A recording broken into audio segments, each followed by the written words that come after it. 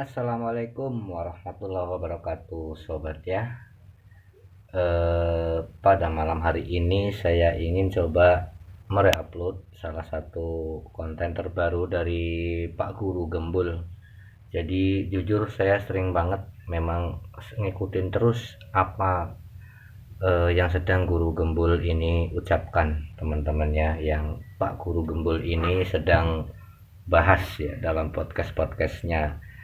Dan pada podcast terbaru ini ya, tumben-tumbennya Guru Gembul ini beliau membahas soal kasus Habib, teman-teman ya. Ya memang yang dipertanyakan oleh hostnya ini memang masalah itu, dan Guru Gembul di sini membahas soal status Mbah Priok, teman-teman ya. Jadi siapa sebetulnya itu Mbah Priok? Dan di sini Pak Guru Gembul ini menceritakan sejarah atau siapa sebetulnya itu Mbah Priok.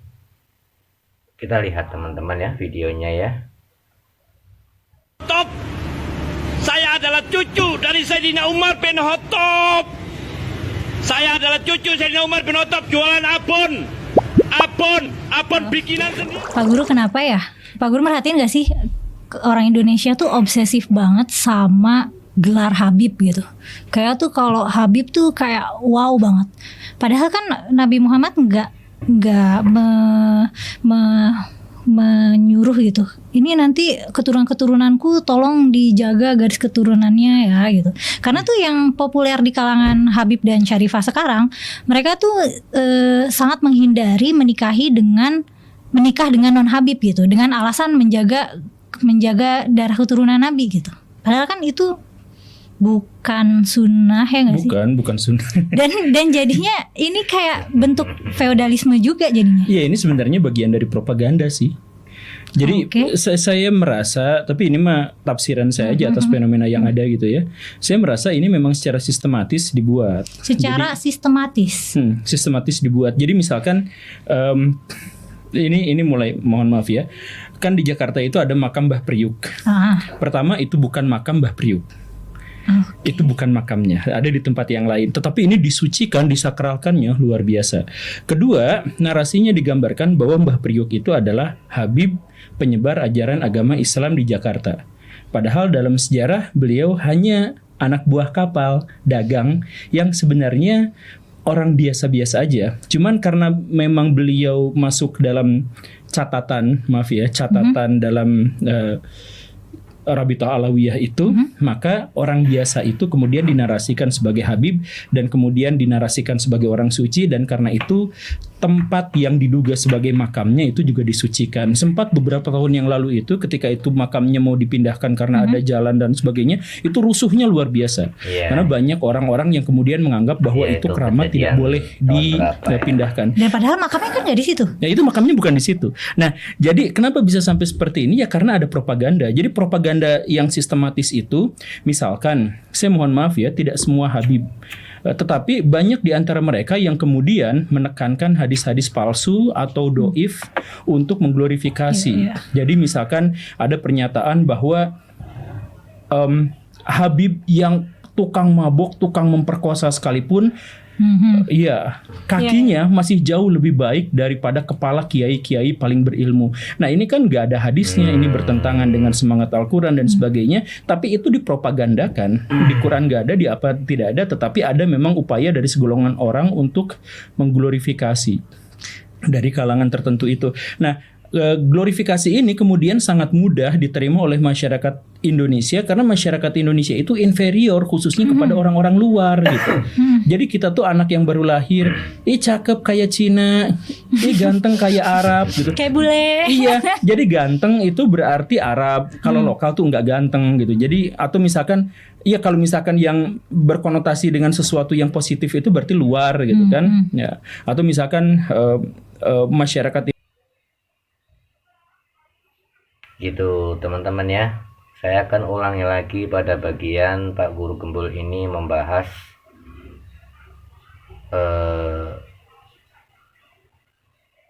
soal Mbah Tapi ini Priok mah ya. tafsiran saya aja atas fenomena yang ada gitu ya. Saya merasa ini memang secara sistematis dibuat. Secara sistematis. Sistematis dibuat. Jadi misalkan ini mulai, mohon maaf ya. Kan di Jakarta itu ada makam Mbah Priuk. Pertama itu bukan makam Mbah Priuk. Itu bukan makamnya, ada di tempat yang lain. Tetapi ini disucikan, disakralkannya luar biasa. Kedua, narasinya digambarkan bahwa Mbah Priuk itu adalah Habib penyebar ajaran agama Islam di Jakarta.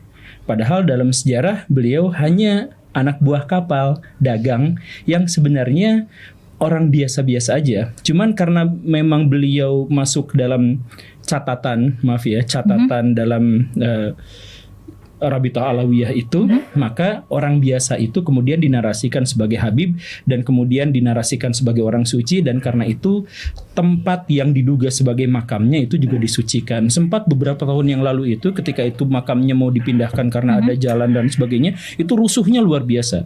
Karena banyak orang-orang yang kemudian menganggap bahwa itu keramat tidak boleh dipindahkan. Dan padahal makamnya kan nggak di situ. Ya itu makamnya bukan di situ. Nah, jadi kenapa bisa sampai seperti ini? Ya karena ada propaganda. Jadi propaganda yang sistematis itu, misalkan, saya mohon maaf ya, tidak semua Habib, tetapi banyak di antara mereka yang kemudian menekankan hadis-hadis palsu atau doif untuk mengglorifikasi. Jadi misalkan ada pernyataan bahwa Habib yang tukang mabok, tukang memperkosa sekalipun, kakinya masih jauh lebih baik daripada kepala kiai-kiai paling berilmu.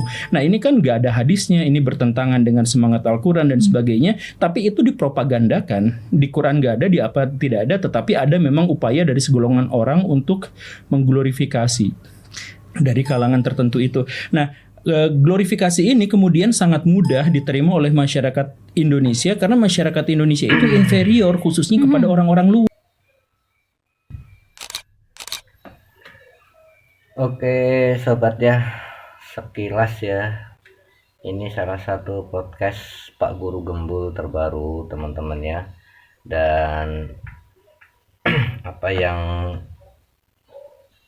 Pak Guru Gembul sampaikan dalam statementnya mengenai status Mbah Priok ini, tentu teman-teman punya penilaian sendiri. Dan yang saya upload ini berdasarkan sebuah video yang sudah viral ya di media sosial. Saya hanya ingin menjadi sebagian kecil orang yang ikut menyebarkan mungkin ya. Dan masalah ini barangkali saja ada di antara teman-teman yang tidak mengerti atau belum mengerti atau belum pernah melihat polemik masalah ini teman-teman ya.